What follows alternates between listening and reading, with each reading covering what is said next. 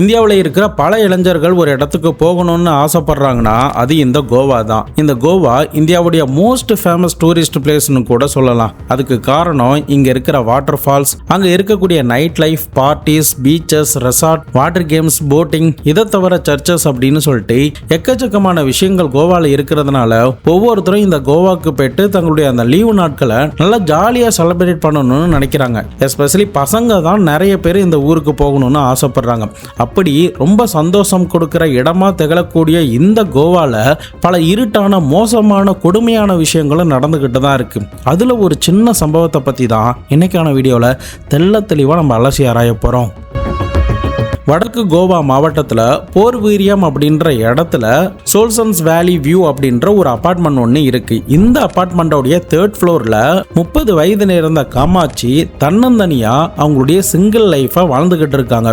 இந்த காமாட்சியோடைய சொந்த ஊர் வந்து அவங்க தங்கியிருக்கிற அந்த அபார்ட்மெண்ட்ல இருந்து ஒரு 5 கிலோமீட்டர் தள்ளி போனா மஃபூசா அப்படின்ற ஒரு ஏரியா இருக்கு. இந்த ஏரியாவில் தான் இவங்க பிறந்திருக்காங்க. இவங்களுடைய அப்பா, அம்மா, அண்ணன், தம்பி, மற்ற உறவினர்கள் எல்லாரும் இங்கே தான் வாழ்ந்துகிட்டு இருக்காங்க. பட் இந்த பெண்ணால தினமும் போயிட்டு வரதுக்கு ரொம்ப சிரமமா இருக்குங்கிறதுனாலையும் அவங்களுடைய அந்த ஓன் லைஃபை என்ஜாய் பண்ணணும்னு ஆசைப்பட்டதுனாலையும் ஃப்ரீடமா இருக்கணும்னு நினைச்சதுனாலையும் தான் வேலை பார்க்குற இடத்துக்கு பக்கத்திலேயே ஒரு அபார்ட்மெண்ட்ல வாடகைக்கு எடுத்து இவங்க தன்னந்தனியா வாழ ஆரம்பிச்சாங்க. இந்த காமாட்சி அப்படி எங்க வேலை பார்க்குறாங்கன்னா அங்க இருக்கக்கூடிய ஒரு ஃபேமஸான பொட்டிக் கடையில சேல்ஸ் கேலா வேலை பார்த்துக்கிட்டு இருக்காங்க. அதுல கிடைக்கிற ஒரு சின்ன சம்பளத்துல அந்த வாடகையை கொடுத்துக்கிட்டு தனக்கு தேவையான விஷயத்தையும் பண்ணிக்கிட்டு ரொம்ப ஜாலியா தன்னுடைய ஃப்ரெண்ட்ஸ் கூட தன்னுடைய 30வது வயதையுமே நல்லா ஜாலியா என்ஜாய் பண்ணிக்கிட்டு இருக்காங்க. இந்த நேரத்துல தான் அவங்களுடைய லைஃப்ல அந்த வரக்கூடாத நாளும் வர ஆரம்பிச்சுது. அன்னைக்கு சரியா ஜனவரி 29, 2023, சரியா 2-3 வருஷத்துக்கு முன்னாடி தான் இந்த பொண்ணு வழக்கம் போல தன்னுடைய வேலைகளை முடிச்சுட்டு அபார்ட்மெண்ட்டுக்கு வந்து ஃப்ரெஷ் அப் ஆயிட்டு தன்னுடைய ஸ்கூட்டரை எடுத்துக்கிட்டு பக்கத்தில் இருக்கிற ஒரு இடத்துக்கு ஒரு கெட் டுகெதர் மீட்டிங்கில் போயிட்டு அட்டன் பண்ணுறாங்க. அங்கே அவங்களுடைய ஃப்ரெண்ட்ஸ் எல்லாருமே வந்ததுனால பயங்கர சந்தோஷமா அந்த கெட் டுகெதர் மீட்டிங் வந்து அமைய ஆரம்பிச்சுது. இன்னொரு பக்கம் தான் எங்கே போகிறான் அப்படின்ற எக்ஸாக்ட் லொக்கேஷனை சொல்லாமல் தான் வெளியில் போகிறான் அப்படின்ற ஒரு இன்ஃபர்மேஷனை மட்டும் தன்னுடைய சகோதரி கிட்ட கொடுத்திருந்திருக்காங்க. பட் அதுக்கப்புறம் இந்த காமாட்சி வீடு போய் சேர்ந்துட்டாங்களா இல்லையா அப்படிங்கறத தெரிஞ்சுக்கிறதுக்காக அந்த சகோதரியும் அந்த குடும்பத்தார்களும் கால் பண்ணி பார்க்கறாங்க. அன்னைக்கு நைட்டே கால் பண்ணி பார்க்கறாங்க. அப்போ காமாட்சியோடைய மொபைல் ரிங் ஆகுதே தவிர அவங்க எந்தவித ரெஸ்பான்ஸுமே அவங்களுடைய காலுக்கு பண்ணவே இல்லை. சரி, ஒருவேளை அவன் பிஸியா இருப்பா, அப்படி இல்லைன்னா பைக் டிராவல் பண்ணிட்டு இருப்பா அப்படின்னு நினைச்சு அதை பத்தி பெருசா கண்டுக்காம எந்தவித அச்சமும் படாம அவங்களுடைய வேலைகளை அந்த குடும்பத்தார்கள் பார்க்க ஆரம்பிச்சிட்டாங்க. பட் ஒரு 11 மணி வாக்குல மறுபடியும் கால் பண்ணி பார்க்கும்போது இந்த பொண்ணுடைய மொபைல் வந்து ரிங் ஆகுது. ஆனால் இந்த பொண்ணுக்கிட்ட இருந்து எந்த ரெஸ்பான்ஸும் இல்லை. சரி, ஒருவேளை வீட்டுக்கு திரும்பி அவள் தூங்கியிருக்கலாம், ரொம்ப டயர்டாக இருந்ததுனால தூங்கியிருக்கலாம், நம்ம காலையில் பார்த்துக்கலாம் அப்படின்ற மாதிரி நினைக்கிறாங்க. அதுக்கப்புறம் காலையிலையும் கால் பண்ணுறாங்க. அப்போது மொபைல் சுவிட்ச் ஆஃப்னு வந்திருக்கு. சரி, ஒருவேளை சார்ஜ் இல்லாமல் இருக்கலாம், அப்படி இல்லைன்னா டவர் கிடைக்காத இடத்துல கூட இருக்கலாம் அப்படின்ற மாதிரி நினச்சி அந்த நேரத்துலையுமே அந்த குடும்பத்தார்கள் பெருசாக கண்டுக்கவே இல்லை. மறுபடியும் மதியம் கால் பண்ணி பார்க்குறாங்க, ஈவினிங் கால் பண்ணி பார்க்குறாங்க, ஏன் நைட்டு வரைக்கும் கூட கால் பண்ணி பார்க்குறாங்க.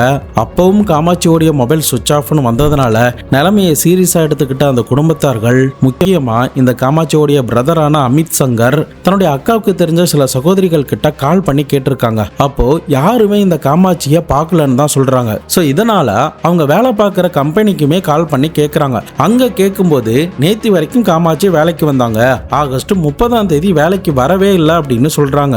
சரி, ஒரு வேலை எங்காவது ஃப்ரெண்ட்ஸ் கூட அவுட்டிங் போயிருக்கலாம் அப்படின்னு நினச்சி அடுத்த நாள் வாகல அந்த தம்பி மறுபடியுமே அந்த கம்பெனிக்கு கால் பண்ணி காமாட்சி வந்துட்டாங்களா அப்படின்னு சொல்லி கேட்கும்போது தான் இன்னைக்குமே அவங்க வேலைக்கு வரல அப்படின்ற செய்தி கேட்டதுமே உடனடியாக அவருடைய பைக்கை எடுத்துக்கிட்டு பக்கத்தில் இருக்கிற போர்வோரியம் அப்படின்ற போலீஸ் ஸ்டேஷனில் போயிட்டு என்னுடைய அக்காவை காணும் அப்படின்ற மாதிரி ஒரு மிஸ்ஸிங் ரிப்போர்ட்டை ஃபைல் பண்ணுறாரு. அதுக்கப்புறம் இந்த அமித் சங்கர் நேரடியாக தன்னுடைய அக்கா தங்கி இருக்கிற அபார்ட்மெண்ட்டுக்கு வந்து பார்க்குறாரு. அங்கே பார்க்கும்போது டோர் வந்து வெளிப்பக்கமாக பூட்டப்பட்டிருந்திருக்கு. ஆனா அந்த கதவுகள் கிட்ட சில கீறல்கள் இருக்கிறத பார்க்க முடியுது. தொடர்ந்து என்னதான் டோர் லாக் பண்ணப்பட்டிருந்தாலும் காலிங் பெல் அடிச்சு பார்க்கறாரு. தன்னுடைய அக்காவுடைய பெயரை கூப்பிட்டு பார்க்கறாரு.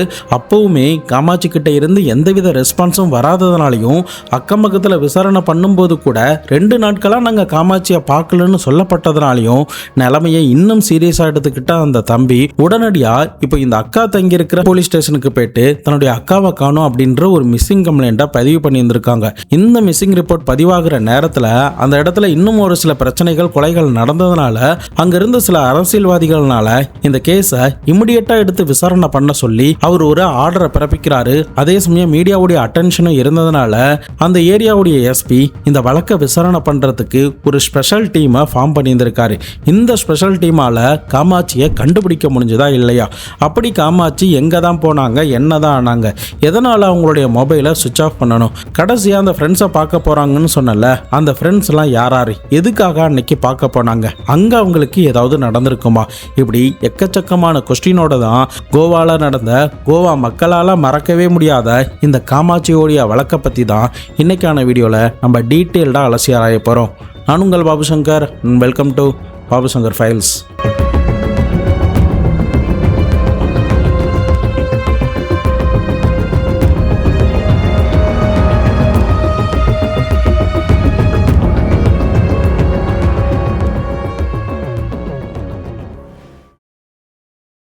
சேனலில் வர வீடியோஸ்லாம் உங்களுக்கு பிடிச்சிருந்ததுன்னா மறக்காமல் லைக் பண்ணி உங்களுடைய நண்பர்களுக்கு ஷேர் பண்ணி விடுங்க.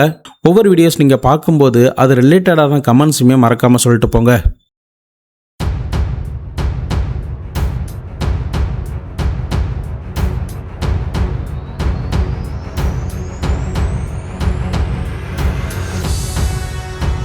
இந்த வழக்கை சீரியஸாக எடுத்துக்கிட்ட போலீஸ் டீம் உடனடியாக அந்த பொண்ணு தங்கியிருக்கிற அந்த அப்பார்ட்மெண்ட்டுக்கு வந்து பார்க்குறாங்க. அப்போது அந்த தம்பி சொன்ன மாதிரியே அந்த வீட்டுடைய கேட்டுக்கிட்டேயே சில கீறல்கள் இருக்கிறத பார்க்க முடியுது. அதாவது ஒரு ஆள் வீட்டுக்குள்ளே நுழையிறப்போ அவங்க வேண்டான்னு நம்ம தடுத்து நிறுத்தினா அந்த இடத்துல எந்த மாதிரியான ஒரு தள்ளுமுள்ளு ஏற்பட்டால் அந்த சுவத்தில் கீறல் இருக்குமோ அந்த மாதிரியான தடயங்களை போலீஸ் பார்த்துருக்காங்க. அதை பார்த்தபடியே அந்த வீட்டோடைய பூட்டை உடைச்சிட்டு உள்ளே நுழைஞ்சு பார்க்கும்போது தான் பயங்கரமாக க்ளீனாக எந்தவித தூசும் அழுக்கும் இல்லாமல் ரொம்ப நீட்டாக இருக்கிறத அவங்களால பார்க்க முடியுது. பட் இதெல்லாம் பார்த்த ஃபாரன்சிக் ஆஃபீஸருக்கு கொஞ்சம் ஸ்ட்ரேஞ்சாக இருந்ததுனால அந்த இடத்த இன்ச்சு பை இன்ச்சாக செக் பண்ண ஆரம்பித்தாங்க. பட் இன்னொரு பக்கம் அந்த அப்பார்ட்மெண்ட்டில் சிசிடிவி இல்லாததுனால சுற்று வட்டாரத்தில் ஏதாவது சிசிடிவி இருக்கா, அதில் இவங்க எத்தனை மணிக்கு இந்த அப்பார்ட்மெண்ட்டுக்கு வந்தாங்க, எத்தனை மணிக்கு போனாங்க அப்படின்ற மாதிரிலாம் சில கால்குலேஷன் எடுக்கப்பட்டு அந்த டைமிங் கூட மேட்ச் பண்ணி பார்க்குறாங்க. அதன் அடிப்படையில் ஒரு சிசிடிவியில் இந்த பொண்ணு சரியாக ஆகஸ்ட் 30 அதிகாலை 3:40 மணி வாக்கில் ஒரு ஸ்கூட்டியில் இவங்க தன்னுடைய அப்பார்ட்மெண்ட்டை நோக்கி போகிறது பதிவாயிருந்திருக்கு. ஸோ இதை வச்சு பார்க்கும்போது ஆகஸ்ட் 30ஆம் தேதி அதிகாலை நேரத்தில் இவங்க உயிரோடு இருந்திருக்காங்க. அதுக்கப்புறம் தான் இவங்களுக்கு ஏதோ நடந்திருக்கு அப்படின்னு சொல்லப்படுது. அதாவது இந்த குடும்பத்து சைடில் இருந்து கால் பண்ணும்போது காலை 10 மணிக்கு கால் பண்ணியிருக்காங்க. அந்த நேரத்தில் தான் மொபைல் சுவிட்ச் ஆஃப்னு வந்திருக்கு. போலீஸுமே அந்த சிடிஆர் ரிப்போர்ட்டை செக் பண்ணி பார்த்ததுல அந்த 10 மணிக்கு முன்னாடி ஒரு சில நிமிஷத்துக்கு முன்னாடி தான் அவங்களுடைய மொபைல் ஃபோன் வந்து சுவிட்ச் ஆஃப் செய்யப்பட்டிருக்கு. ஸோ அது வரைக்குமே காமாட்சி உயிரோட இருந்திருக்காங்க. அதுக்கப்புறம் தான் காமாட்சிக்கு சம்திங் ஏதோ நடந்திருக்கு அப்படின்ற ஒரு விஷயத்த போலீஸ் புரிந்து கொள்ளவும் செய்கிறாங்க. பட் இன்னொரு பக்கம் சிடிஆர் ரிப்போர்ட்டை செக் பண்ணி பார்த்ததுல சந்தேகப்படுற மாதிரி அவங்க ரீசெண்டாக யாருக்கும் கால் பண்ண மாதிரியான எந்தவித தடயமும் தெரியல. ஆனால் ஜனவரி 29ஆம் தேதி ஒரு ஃப்ரெண்ட்ஸை பார்க்க போனாங்கன்னு சொன்னல, அந்த இடத்துல ஏதோ ஒரு சண்டை நடந்ததாகவும் அந்த சண்டை போலீஸ் ஸ்டேஷன் வரைக்கும் போயிருக்கு அப்படிங்கிற ஒரு விஷயம் தெரிய வர ஆரம்பிச்சுது. அது என்ன ஏது அப்படின்னு சொல்லி விசாரணை பண்ணும்போது தான் ஒரு 22 வயசு இருக்கிற பையன் இந்த பொண்ணை ஃபாலோ பண்ணிக்கிட்டே வந்ததாகவும் இந்த பொண்ணு கூட அன்னைக்கு சண்டை போட்டதாகவும் அதுக்கப்புறம் அந்த பொண்ணை ஃபாலோ பண்ணக்கூடாதுன்னு சொல்லி அவங்க கிட்ட கையெழுத்து வாங்கினாங்க அப்படின்ற மாதிரி ஒரு தகவல் தெரிய வர ஆரம்பிச்சுது. பட் இது நடந்து அடுத்த 12 மணி நேரத்துக்குள்ளேயே இந்த பொண்ணு காணாம போயிருக்கிறதுனால போலீஸுக்கு அந்த பையன் மேல ஒரு வித சந்தேகத்தை கலப்ப ஆரம்பிச்சுது. பட் இன்னொரு பக்கம் ஒரு போலீஸ் டீம் என்ன பண்றாங்கன்னா இந்த பொண்ணு வேலை பார்த்தா அந்த கடைக்கு போயிட்டு அங்க உள்ள ஆட்களை விசாரணை பண்றாங்க. இவங்களுக்கு யாராவது எதிரிகள் இருக்காங்களா, இவங்களுக்கு பாய் ஃப்ரெண்ட் யாராவது இருக்காங்களா அப்படின்ற மாதிரி அந்த அங்கல்ல ஒரு பக்கம் விசாரணை பண்றாங்க. பட் இன்னொரு பக்கம் அந்த 22 வயசு பையன் யாரு, அவனுடைய வீடு எங்க இருக்கு, அவனுடைய மொபைல் சிக்னல்லாம் எங்கெங்க இருந்துச்சு அப்படின்ற மாதிரி அந்த பையனுடைய சிடிஆர் ரிப்போர்ட்டுமே எடுத்து பார்க்குறாங்க. இந்த விசாரணை ஒரு கட்டத்தில் நடந்துகிட்டே இருந்த நேரத்தில் தான் அஞ்சனா பீச் அப்படின்ற இடத்துக்கிட்ட இந்த காமாட்சியோடைய மொபைல் ஃபோன் ஆன் ஆகியிருந்திருக்கு. பட் கொஞ்ச நேரத்திலே அந்த மொபைல் சுவிட்ச் ஆஃப் செய்யப்பட்டதுனால போலீஸ் உடனடியாக அஞ்சனா பீச்சுக்கு போயிட்டு அந்த லொக்கேஷன் கடைசியாக காட்டின இடத்த செக் பண்ணி பார்க்குறாங்க. பட் துரதிருஷ்டவசமா அந்த இடத்துல காமாட்சியை அவங்களால கண்டுபிடிக்க முடியல. இப்போ போலீஸ் என்ன நினைக்கிறாங்கன்னா காமாட்சி ஒரு வேளை இந்த இடத்துக்கு வந்திருந்தாங்கன்னா கண்டிப்பாக சிசிடிவியில் வந்து பதிவாயிருப்பாங்க, அதனால அதை செக் பண்ணி பார்க்கலான்னு சொல்லிட்டு அங்கே உள்ள சிசிடிவியை செக் பண்ணுறாங்க. பட் அப்படி செக் பண்ணி பார்த்தாலும் காமாட்சியை எந்த ஒரு சிசிடிவிலையுமே போலீஸால பார்க்கவே முடியல. பட் இன்னொரு பக்கம் காமாட்சியோடைய ஸ்கூட்டர் அவங்களுடைய அபார்ட்மெண்டோடைய பார்க்கிங்ல தான் நிறுத்தப்பட்டிருக்கு. அப்படி இருக்கும் பட்சத்துல அவங்க எப்படி போயிருப்பாங்க, ஒருவேளை டாக்ஸி புக் பண்ணி போனாங்களா அப்படின்னு சொல்லிட்டு அந்த ஆங்கிளுமே போலீஸ் ஒரு பக்கம் யோசிச்சுக்கிட்டே இருந்தாங்க. ஸோ இவ்வளோ ப்ராசஸ்லாம் ஒரு பக்கம் நடந்துக்கிட்டே இருக்கும்போது தான் இந்த கேஸில் ஒரு முக்கியமான ஒரு பிரேக் த்ரூவே போலீஸுக்கு கிடைக்க ஆரம்பிச்சது. அது என்னன்னா, இந்த அமித் சங்கர், அதாவது இந்த காமாட்சியோடைய தம்பி வந்து போலீஸ் ஸ்டேஷன்ல கம்ப்ளைண்ட் கொடுக்கும்போது எனக்கு என்னவோ அந்த 22 வயசு பையன் மேல தான் சந்தேகமா இருக்கு, அவன் தான் தன்னுடைய அக்காவை ஏதாவது பண்ணிருப்பானோ அப்படின்ற மாதிரி சொல்லியிருந்திருக்காங்க. இன்னொரு பக்கம் காமாட்சியோடைய சகோதரியான வைஷாலி, அந்த பையன் நீண்ட நாட்களா என்னுடைய அக்காவை டிஸ்டர்ப் பண்ணிக்கிட்டு இருக்கான், எங்களுக்குமே அவன் மேலதான் சந்தேகமா இருக்கு அப்படின்ற மாதிரி சொல்லப்பட்டதுனால உடனடியா அந்த பையனுடைய சிடிஆர் ரிப்போர்ட்டை செக் பண்ணி பார்க்குறாங்க. இந்த பொண்ணுடைய மொபைல் சிக்னல்லாம் எந்தெந்த ஏரியாவில் காட்டுனுச்சோ அந்தந்த ஏரியாவில் காட்டுனுச்சா அப்படின்ற மாதிரி செக் பண்ணி பார்த்துருக்காங்க. அதே சமயம் அந்த அஞ்சனா பீச் அப்படின்ற இடத்துல இந்த பொண்ணுடைய மொபைல் சிக்னல் ஆன் ஆனிச்சுல, அந்த இடத்துல இவனுடைய மொபைல் சிக்னல் ஆன் ஆச்சான்னு பார்க்கும்போது அவனுடைய எதுவுமே ஆன் ஆகி ஒரு நிமிஷத்தில் சுவிட்ச் ஆஃப் செய்யப்பட்டிருந்திருக்கு. போலீஸ் இவன் தான் சஸ்பெக்ட்னு ஆரம்பத்தில் தெரிஞ்சது உடனே கால் பண்ணி பார்க்கும்போது மொபைல் சுவிட்ச் ஆஃப்னு இருந்திருக்கு. ஆனால் காமாட்சியோடைய மொபைல் ஆன் ஆகி இருக்கிற நேரத்தில் இவனுடைய மொபைலும் ஆன் ஆகி இருக்கிறதுனால தான் போலீஸுக்கு இவன் மேலே முழுக்க சந்தேகம் மேல ஆரம்பிச்சு இவனை பற்றின டீட்டெயில்ஸ் எல்லாத்தையுமே சீக்கிரட்டாக ஒன்று விடாமல் நோட் பண்ண ஆரம்பித்தாங்க.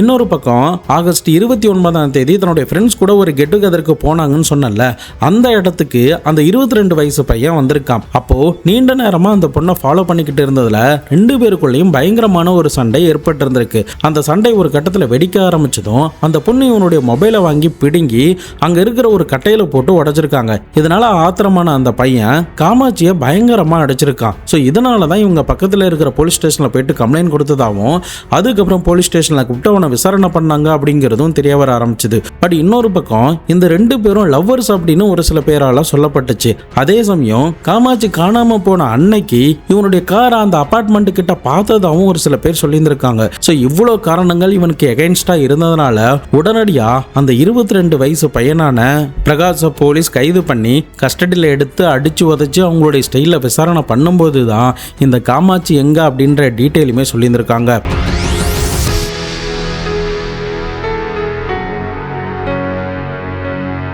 உடனடியாக அவனை ஜீப்பில் ஏற்றி இவனுடைய நண்பனான நிருபாதி கடைக்கல் அப்படின்ற 21 வயது இருந்த ஆளையுமே கைது பண்ணி அவனையுமே ஜீப்பில் ஏற்றிக்கிட்டு அங்கிருந்து ஒரு 80 கிலோமீட்டர் தாண்டி 3 செக் போஸ்ட்டை தாண்டி அந்த ஹில் ஸ்டேஷன் ரோட்லேயே கடந்து போய் ஒரு வளைவு கிட்ட போலீஸ் நிறுத்தியிருக்காங்க.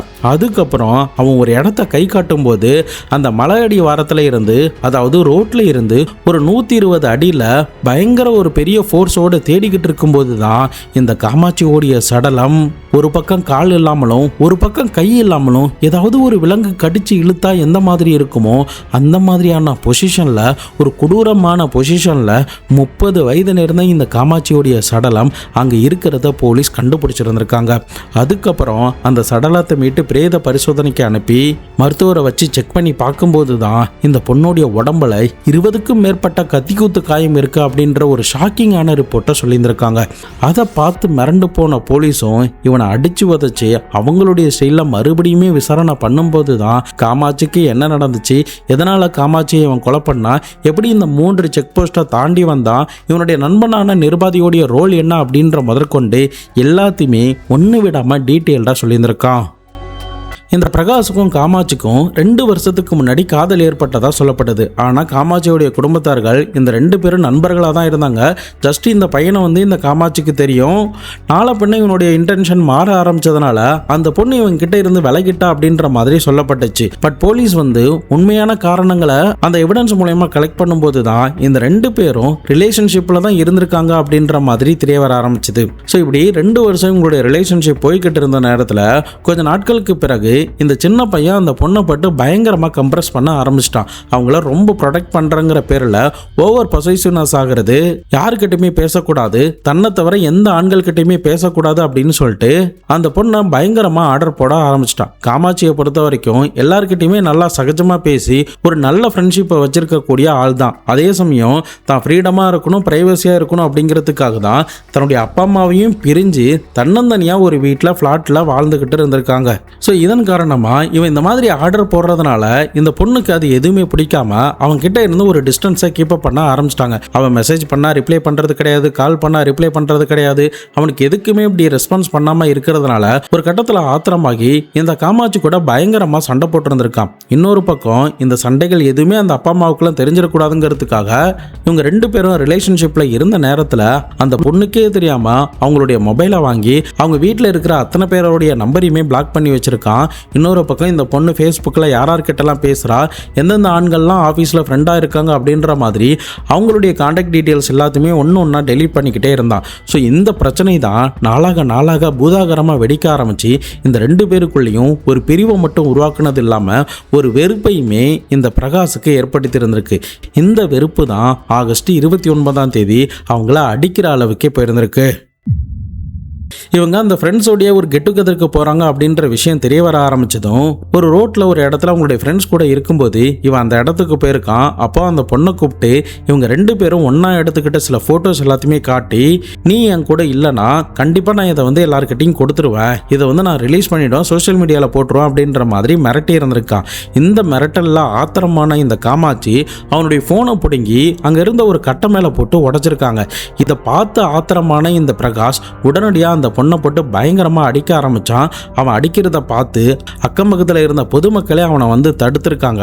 அதுக்கப்புறம் தான் காமாட்சி பக்கத்தில் இருக்கிற போலீஸ் ஸ்டேஷனில் போயிட்டு இவனை பற்றி ஒரு கம்ப்ளைண்ட்டுமே கொடுத்துருக்காங்க. ஸோ அவன் ரொம்ப சின்ன பையங்கிறதுனாலையும் இந்த பொண்ணுக்குமே ரொம்ப ஏஜ் இருக்கிறதுனாலையும் 2 பேருக்குள்ள சரியான அண்டர்ஸ்டாண்டிங் இல்லைங்கிறதுனால இனிமே நீ அந்த பொண்ணை ஃபாலோ பண்ணாத, அவங்க கிட்ட பேசக்கூடாது, அவங்களுக்கு மெசேஜ் பண்ணவும் கூடாது அப்படின்ற மாதிரி போலீஸ் ஸ்டேஷனில் அவன் கைப்பட எழுதி சைன் வாங்கிட்டு அனுப்பியிருந்திருக்காங்க.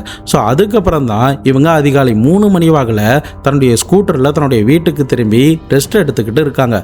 அதன் பிறகு சரியாக ஒரு 6 மணி நேரம் கழிச்சு அவங்களுடைய வீட்டோடைய காலிங் பெல் வந்து அடிக்குது. ஒருவேளை தன்னுடைய ஃப்ரெண்ட்ஸோ அப்பா அம்மாவோ வந்திருக்காங்க போல அப்படின்னு நினச்சி அந்த டோருடைய கொக்கி போட்ட நிலையில அந்த டோரை திறந்து பார்க்கும்போது தான் இந்த பிரகாஷ் அந்த இடத்துல அவங்க முன்னாடி நின்றுருக்கா. இதை பார்த்து மறுபடியுமே ஆத்திரமான காமாட்சி, இப்போ எதுக்கு இங்கே வந்த, என்னையே இவ்வளோ டார்ச்சர் பண்ணுற அப்படின்ற மாதிரி சண்டை போட்டுருந்துருக்காங்க. பட் அந்த நேரத்தில் நான் உங்ககிட்ட மன்னிப்பு கேட்க தான் வந்தேன், என்னை ஒரு 5 நிமிஷம் மட்டும் வீட்டுக்குள்ளே விடு, நான் உங்ககிட்ட கொஞ்சம் நேரம் பேசிட்டு இங்கேருந்து கிளம்பிடுவேன் அப்படின்ற மாதிரி சொல்லியிருந்திருக்கான். ஸோ வேறு வழி இல்லாமல் காமாட்சியும் அவனை நம்பி அந்த வீட்டுக்குள்ளே விட்டுருக்காங்க. பட் இவனுடைய திட்டம் எதுவுமே அந்த பொண்ணுக்கு தெரியாது.